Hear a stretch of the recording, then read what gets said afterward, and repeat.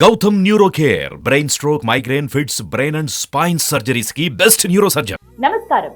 జై శ్రీరామ్. అయోధ్య రాముడిని రామ్ లల్లాగా ఎందుకు పిలుస్తున్నారు? రాముడికి రామ్ లల్లాకి తేడా ఏంటి? మరికొద్ది రోజుల్లో అయోధ్య రామ మందిరం ప్రారంభం కానుంది. రామాలయంలో శ్రీరాముని విగ్రహ ప్రతిష్ఠ అత్యంత వైభవంగా జరగనుంది. రామ్ లల్లా విగ్రహ ప్రతిష్టకు ఏర్పాట్లు ఘనంగానే జరుగుతున్నాయి.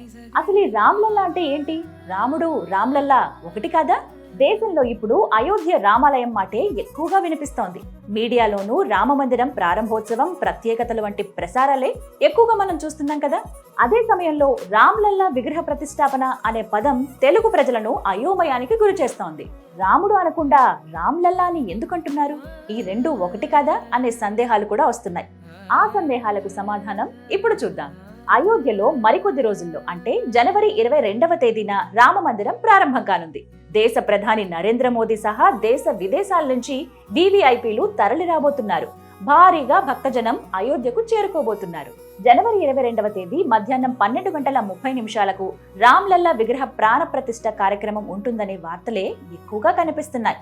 ఈ క్రమంలో రామ్ లల్లా అంటున్నారేంటనే సందేహాలు తలెత్తుతున్నాయి. శ్రీరాముడి విగ్రహ ప్రతిష్టాపన కార్యక్రమం అని అనకుండా రామ్ లల్లా విగ్రహ ప్రతిష్టాపన అంటున్నారు. ఇదే ప్రధానంగా పెద్ద సందేహమై కూర్చుంది. ముఖ్యంగా తెలుగు వారిలో ఈ సందేహం ఉంది. శ్రీరాముడు రామ్ లల్లా ఒకటి కాదనే ప్రశ్నలు వినిపిస్తున్నాయి. వాస్తవం ఏంటంటే రామ్ లల్లా అంటే బాలరాముడు అని అర్థం. అయోధ్యలో ప్రతిష్ఠిస్తున్నది శ్రీరాముని బాల్యావస్థ విగ్రహం. అంటే బాలరాముడి విగ్రహాలను రామ్చరితమానస్ రచించిన తులసీదాస్ బాలరాముడిని రామ్ లల్లాగా అభివర్ణించారు.